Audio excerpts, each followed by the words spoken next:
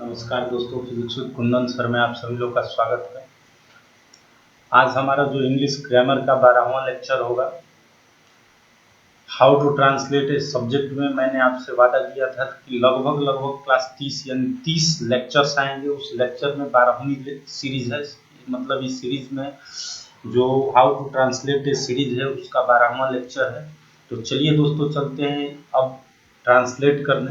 अगला जो हमारा है कॉन्सेप्ट कह रहा है कोई ना कोई का अनुवाद, यानी कोई ना कोई अगर आ जाए सब्जेक्ट के तौर पे तो आप क्या यूज करें कोई ना कोई के लिए। तो हम लोग देखेंगे कोई ना कोई के लिए यूज किया जाता है समवन आर एल्स, या अदर का भी यूज किया जाता है। तो अदर को आप हटाएं, लिखे समवन और एल्स। तो समवन की स्पेलिंग होती है दोस्तों SOMEONE और OR ELSE, या ब्रैकेट में अदर। तो एल्स की जगह आप अदर भी यूज करते हैं। तो इसको बोलते हैं दोस्तों प्रोनाउन। क्या बोलते हैं? Pronoun, PRONOUN, pronoun. अब है सम प्लस नाउन और एल्स। इससे सम के साथ जो वन होता है वन को रिप्लेस किया जाता है किससे दोस्तों? नाउन से। तो नाउन से रिप्लेस किया जाएगा तो जाहिर सी बात है कि ये बनता है दोस्तों एडजेक्टिव। एडजेक्टिव नहीं बोलते हैं दोस्तों, बार बार ध्यान दीजिएगा। धीरे धीरे चीजों को हम लोग समझते चलेंगे, मैं भी सीखता चलूंगा और आप भी सीखते चलेंगे। तीन चीजों को समझिए कि एडजेक्टिव नहीं बोला जाता है, इसे बोला जाता है दोस्तों एडजेक्टिव। क्यों? ए और जे के बीच में जो डी होता है उसे साइलेंट रखा जाता है और बोला जाता है एडजेक्टिव। क्या बोला जाता है? एडजेक्टिव। तो थोड़ी बहुत लैंग्वेज भी आप सुधारें, ठीक है दोस्तों।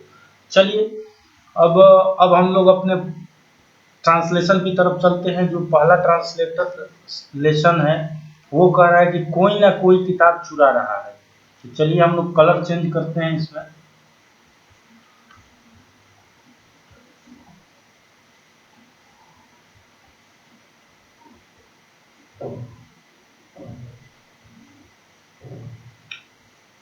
हम लोग रेड लेंगे, रेड वाला कलर ले लेते हैं दोस्तों, या हरा ही ले लेते हैं। चलिए अब कह रहा है कि कोई ना कोई किताब चुरा रहा है। तो कोई ना कोई का क्या होगा दोस्तों? समवन, SOMEONE, समवन, और एल्स ELSE, समवन और एल्स। अब देखिए सिंगुलर होता है, ये क्या हो जाएगा? इज। अब चुरा रहा है, रही है तो इज लगेगा। और चुराना का क्या होता है दोस्तों? Steel, STEAL। तो इसमें ING फॉर्म लगेगा तो स्टीलिंग। अब क्या होगा? कोई ना कोई किताब चुरा रहा है तो आप लिखेंगे अबुक। क्या बोलते हैं? अबुक। ए नहीं बोला जाता, अ बोला जाता है। क्या बोला जाता है दोस्तों? अबुक। तो ये हो गया आपका अबुक, BOOK, अबुक। इस तरीके से दोस्तों आपको पहला क्लियर हो गया होगा, someone or L C G stealing a book. अब देखिए बहुत सारे बच्चों को प्रॉब्लम आ सकती है कि ये इज कहाँ से आया, स्टीलिंग कहाँ से आया। तो मैंने बार बार कहा कि जब मैं वर्ब पे आऊंगा, वर्ब के सारे चीजों को बताऊंगा, ट्रांसलेशन बताऊंगा, तो वहाँ चीजें क्लियर होंगी। फिर भी आप ध्यान रखिए, अगर कहीं भी रहा है, रही है, रहे हैं आए तो इज एम आर यूज किया जाता है और वर्ब के फर्स्ट फॉर्म में ING यूज किया जाता है। अगर आप क्लास 11th के बच्चे हैं, स्टूडेंट्स हैं, तो आपको बिल्कुल ही इन चीज़ों के बारे में आप 9th-10th में पढ़े होंगे। अगर आप 9th के स्टूडेंट्स हैं या 10th के स्टूडेंट हैं तो हो सकता है कुछ स्टूडेंट पढ़े हों और हो सकता है कि कुछ स्टूडेंट न पढ़े हों। तो उन सारे स्टूडेंटों के लिए और साथ साथ कॉम्पिटिटिव एग्जाम्स के लिए भी है जो कॉम्पिटिटिव की तैयारी कर रहे हैं, ताकि मैं आपका बेस तैयार कर सकूँ, फिर हम लोग आगे बढ़ेंगे। तो इन चीज़ों को मैं धीरे धीरे समझाता चलूंगा, एक के बाद एक ही मैं दोस्तों समझा पाऊंगा। ऐसा नहीं है कि एक में दूसरे को लपेट दिया जाए, ऐसा संभव नहीं है, क्योंकि एक में जब दूसरे को आप लपेटेंगे तो वहाँ पर प्रॉब्लम क्रिएट होगी और मैं प्रॉब्लम क्रिएट नहीं करना चाहता। बस नॉर्मली आपको एक एक चीज़ों को बताना चाहता हूँ। जैसे how to translate a subject, तो सिर्फ सब्जेक्ट के बारे में बात होगी कि सब्जेक्ट कैसे कैसे आते हैं। बाकी चीज़ें वर्ब, ऑब्जेक्ट वगैरह के बारे में सारी की सारी चीज़ें बातें होंगी जब हम ट्रांसलेशन को लेंगे। और उसके बाद अगर कहीं भी एरर्स वगैरह आ रहे हैं तो उन एरर्स की बात हम लोग जब कॉमन एरर्स लेते हैं, या कॉमन एरर में इन चीज़ों को देखेंगे कि इस सब्जेक्ट के अनुसार इसमें वर्ब क्या होगा, कैसे होगा, चेंजेस होते हैं। तो इन चीज़ों को हम लोग सीखते चलेंगे, तो एक प्रॉपर वे में हम लोग सीखेंगे। तो चलिए दोस्तों अब चलते हैं दूसरे पे। कह रहा है कि कोई ना कोई आतंकवादियों की मदद कर रहा है। तो लिखेंगे someone are else SOMEONE someone or else ELSE someone or else is helping, help का मतलब होता है मदद करना, ING जुड़ा हुआ है तो लिखेंगे आप हेल्पिंग द टेररिस्ट। क्या होता है दोस्तों? Terrorist, TERRORIST, terrorist. ठीक है, तो दूसरा भी हो चुका है। चलिए तीसरा देखते हैं। कह रहा है कि कोई ना कोई मेरे भाई को फुसला रहा है। फुसलाना का मतलब होता है दोस्तों बहकाना, यानी मिसलीडिंग, मिसगाइड करना। मिसगाइड का मतलब, गाइड मतलब पथ प्रदर्शन, मतलब गाइड किया जाता है, और एक होता है मिसगाइड, उसे कहा जाता है बहलाना, फुसलाना। तो कह रहा है कि कोई ना कोई मेरे भाई को फुसला रहा है तो लिखेंगे समवन और एल्स, SOMEONE समवन, और OR else, ELSE is misleading, MISLEADING, misleading my brother, मेरे भाई को, तो BROTHER। ठीक है दोस्तों, तो आप ध्यान रखिएगा समवन और एल्स जो होता है सिंगुलर माना जाता है, और सिंगुलर वर्ब, सिंगुलर सब्जेक्ट के अकॉर्डिंग जो वर्ब यूज किया जाता है सिंगुलर वर्ब यूज किया जाएगा, यानी सिंगुलर हेल्पिंग वर्ब। अगर आप हेल्पिंग में EJMR जो है यहाँ पर हेल्पिंग वर्ब होगा, जो कि यहाँ पर सिंगुलर सब्जेक्ट के अकॉर्डिंग क्या लगता है इज। अगर प्लूरल सब्जेक्ट होता तो आर, और आई होता तो क्या लगता है दोस्तों एम। कब? जब रहा है, रही है, रहे हैं कॉन्टिन्यूअस टेंस को बताए। अब कह रहा है कि आगे कोई ना कोई आदमी रात में चिल्ला रहा है तो लिखेंगे सम, कोई ना कोई आदमी, तो लिखेंगे सम man are else, ELSE some man are else. अब देखिए क्या होगा, इज क्राइम, CRYING क्राइम, रात में, तो इन द नाइट, NIGHT। तो ये हो गया दोस्तों इन द नाइट। तो someone or some man are else is crying in the night. क्यों? क्योंकि कोई ना कोई आदमी, तो कोई का समवन होता है, लेकिन चूंकि दोस्तों मैंने बताया था कि अगर नाउन हो तो आदमी क्या है दोस्तों, नाउन है, तो नाउन को वन से रिप्लेस करते हैं, और क्या कर देते हैं, वन की जगह जो नाउन होगा वो लिखा जाएगा। चूंकि नाउन यहाँ आदमी है, और आदमी की क्या होता है मीनिंग, मैन होता है, मैन मतलब होता है आदमी, इसलिए some man are else is crying in the night. अब चलिए पांचवा देखते हैं। कह रहा है कि कोई ना कोई औरत शाम को रो रही है। ये है शाम को रो रही है, तो सम लिखेंगे some women, WOMAN women, are else, ELSE some women are else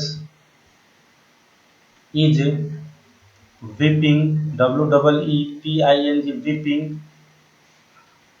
in the evening, EVENING in the evening daily।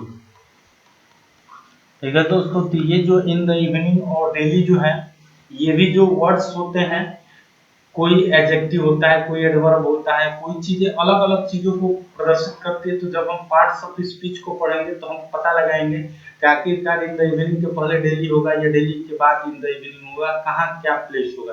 तभी जनरली बस सीख रहे हैं, बाकी चीजें जब हम लोग एरर्स में देखेंगे या पार्ट्स ऑफ स्पीच पढ़ेंगे तो इसके बारे में हम लोग जान पाएंगे।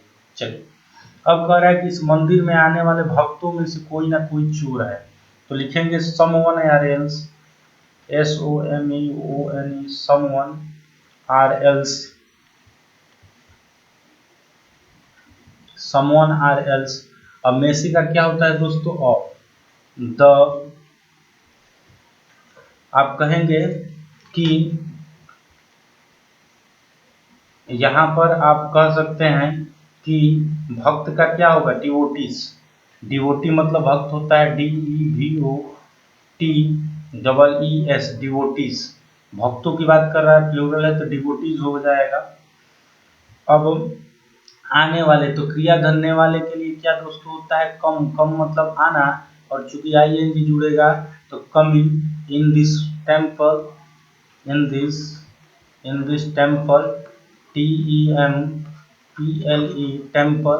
अब देखिए someone or else क्या है, सिंगुलर है, is thief, is thief, THIEF, thief। चलिए 6 नंबर भी क्वेश्चन हो गया। अब चलिए अब हम लोग चलते हैं दोस्तों 7वें क्वेश्चन की तरफ चलेंगे। कह रहा है कि इस विद्यालय में गणित पढ़ाने वाले अध्यापकों में से कोई ना कोई इस कठिन सवाल को हल कर सकता है। तो आप ध्यान दे सकते हैं दोस्तों, कोई ना कोई इस सवाल को हल कर सकता है। तो जाहिर सी बात है कि यहाँ पर पॉसिबिलिटी को दर्शाया गया है, यानी कोई ना कोई जरूर हल कर सकता है। जरूर की बात नहीं कहा है, कहे कि कोई ना कोई हल कर सकता है, हल कर भी सकता है और नहीं भी कर सकता है। तो जब भी सकता है, शक्ति है, सकते हैं, और जब सामर्थ्य या दृढ़ निश्चय की बात हो तो वहाँ कैन का यूज किया जाता है। लेकिन यहाँ पॉसिबिलिटी को शो करे, पॉसिबिलिटी का मतलब कल्पना या संभावना जहाँ पर प्रदर्शित करे, वहां पर हम मे का यूज करते हैं। मे प्लस वर्ब का फर्स्ट फॉर्म यूज करते हैं, तो उसी चीज का यूज होगा। तो कह रहा है कि कोई ना कोई इस कठिन सवाल को हल कर सकता है। तो लिखेंगे someone or else, चलिए देख लेते हैं। someone or else लिखेंगे someone or else, ELSE, someone or else of the teachers, TEACHERS, teachers. अब देखिए दोस्तों, पढ़ाने वाले, क्रिया करने वाले, तो पढ़ाना का क्या होता है, टीच। टीच मतलब होता है पढ़ाना। बहुत सारे बच्चे रीड भी लिख देते हैं। रीड का मतलब होता है दोस्तों पढ़ना, और टीच का मतलब क्या होता है, पढ़ाना। ठीक है, तो टीच मतलब पढ़ाना, चूंकि ने वाले जुड़ा हुआ है इसलिए ING, तो लिखेंगे teaching, TEACHING, teaching, teaching the mathematics, MATHEMATICS, mathematics, mathematics. अब कह रहा है कि in this school, SCHOOL, school. अब सिंगुलर होगा तो क्या हो जाएगा दोस्तों, सॉरी। तो यहाँ पर पॉसिबिलिटी को शो कर रहा है। जब भी पॉसिबिलिटी यानी संभावना को बताया तो सकता है, सकती है, तो यूज किया जाता है मे, MAY, में है दोस्तों, MAY में। Solve, SOLVE, solve this question या दिस डिफिकल्ट क्वेश्चन, क्योंकि कठिन प्रश्न बोला है तो दिस डिफिकल्ट क्वेश्चन, DIFFICULT,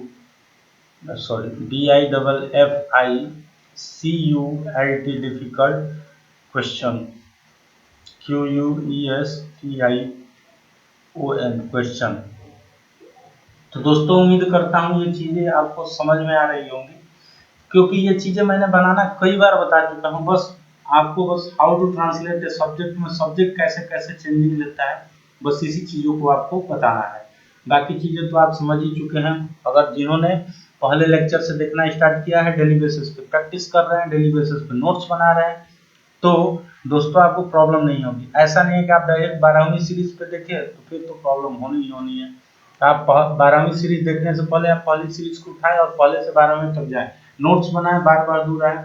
और दोस्तों एक और बात मैं कह दे रहा हूँ, डेली बेसिस पर मैं एक वोकैब सेशन भी लेने वाला हूँ, जिसे आप शब्दकोश कहते हैं। वोकैबुलरी जो होती है, जो शब्दकोश होता है, डेली बेसिस पे मैं लूंगा, क्योंकि वोकैब में भी बच्चों को काफी प्रॉब्लम होती है। बच्चे तो छोड़िए, टीचर को भी काफी प्रॉब्लम होती है। एक मैं फ्रैंकली आपको बता दे रहा हूँ कि कोई भी टीचर बिल्कुल दावे के साथ नहीं कह सकता है कि मेरे को सारी की सारी वोकैबुलरी याद है। क्यों? क्योंकि डेली बेसिस पे वोकैब्स आती है, इसलिए वोकैब की लिमिटेशन नहीं है। आपके पास थोड़ी बहुत जानकारी डेली बेसिस पे पढ़ते जाएंगे तो आपको जानकारी होती चलेगी, और आपके पास एक बैंक होगा, मतलब एक ग्रुप मिल जाएगा, एक कलेक्शन मिल जाएगा वोकैब का। तो लगभग जो भी चीजें आएंगी तो उसी के आसपास आती है।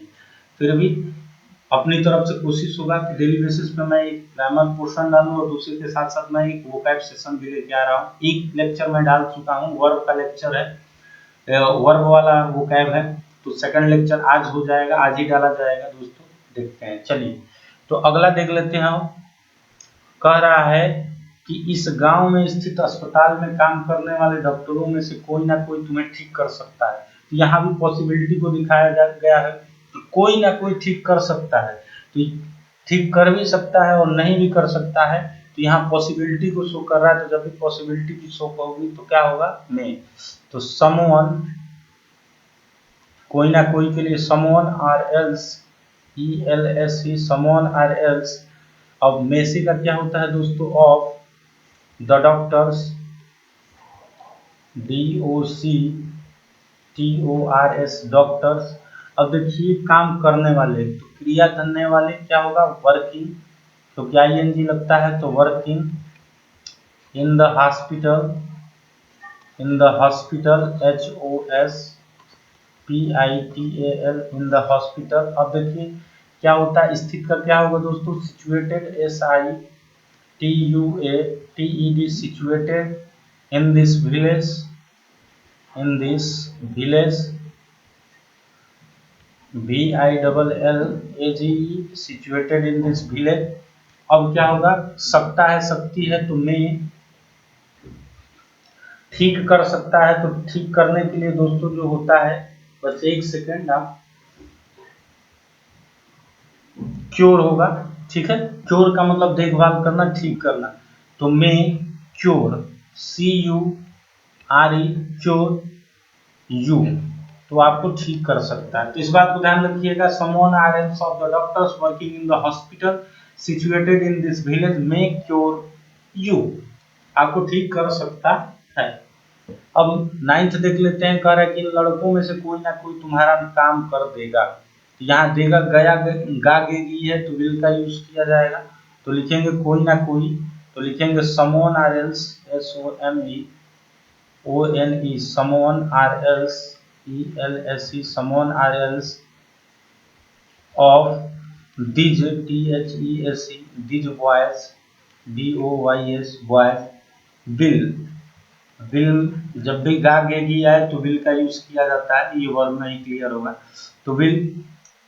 अब देखिए तुम्हारा काम, करना का क्या होता है दोस्तों, डू, तो विल के साथ फर्स्ट फॉर्म, तो do your work, YOUR, your work. इस बात को ध्यान दीजिएगा दोस्तों, वर्क जो होता है एक्चुअल में वर्क नाउन भी होता है, नाउन का भी काम करता है और वर्ब का भी काम करता है।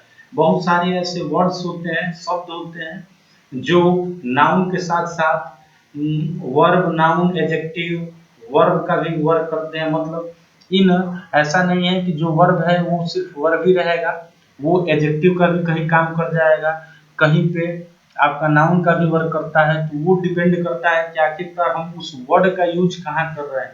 इंग्लिश ग्रामर में सबसे बड़ी बच्चों को प्रॉब्लम ये होती है कि बता दिया जाता है कि वर्क एक नाउन वर्ब है, तो उसको मान के चल जाते हैं कि वर्क हमेशा वर्ब ही रहेगा। ऐसा नहीं है दोस्तों, वर्क जो है उसके प्लेस के ऊपर डिपेंड करेगा कि आखिरकार वर्क को किस प्लेस पे रखा जा रहा है, तो उसके प्लेसिंग के हिसाब से बताया जाता है कि आखिरकार ये नाउन है कि एडजेक्टिव है या एडवर्ब का वर्क कर रहा है या वर्ब का काम कर रहा है। तो उसके प्लेसिंग के स्थान पर डिपेंड करता है कि आखिरकार उसको कहाँ रखा जाए और उसके अकॉर्डिंग वो क्या है, नाउन है, वर्ब है, एडजेक्टिव है, एडवर्ब है, क्या है, ठीक है।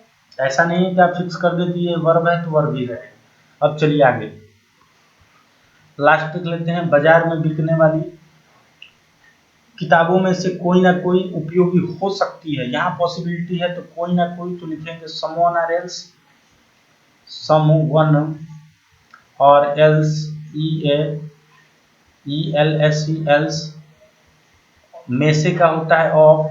अब देखिए बिकने वाली, दोस्तों इस बात को मैंने बताया था आपको, बिकने वाली का ये बताइए, बाजार में अगर किताब रखी हुई तो क्या किताब खुद बिक जाएगी? आप थोड़ा जनरल सेंस लगाएं, क्या किताबें खुद बिक जाएंगी? नहीं, वो खुद बिकेंगी नहीं, किसी के द्वारा बेचा जाएगा। तो यहाँ पर बेचने का कार्य खुद ना होके किसी के द्वारा किया जाता है। तो जब किसी के द्वारा किया जाएगा, डूअर के द्वारा, यानी कहने का मतलब ये है कि यहाँ पर ने वाली ना होकर बिकने वाली का अगर सेंस निकाला जाए तो कहा जाए कि बेचे जाने वाली। तो इसकी मीनिंग जो हो गई दोस्तों, कहा जाएगा बेचे जाने वाली। बेचे बेचे जाने वाली। और जैसा कि आपको पता भी होना चाहिए, बेचे जाने वाले, और बेचे जाने वाले क्रिया धन जाने वाली, जाने वाला जो होता है तो क्या होता है, थर्ड फॉर्म।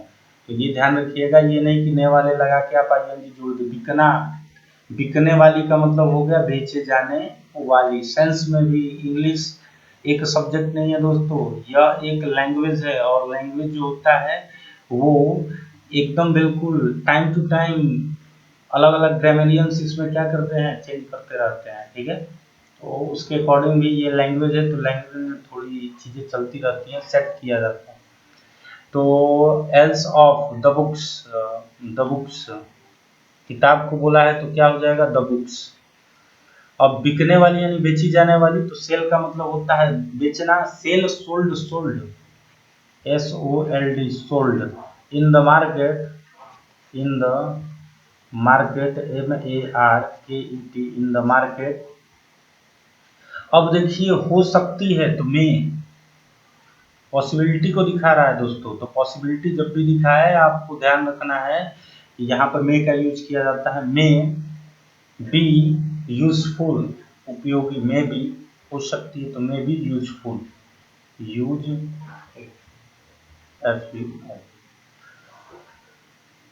दोस्तों। तो इस बात को ध्यान रखिएगा, 10 10 10 स्ट्रक्चर को मैंने लिया, यानी हिंदी में लिया, उसको मैंने इंग्लिश में अनुवाद कराया।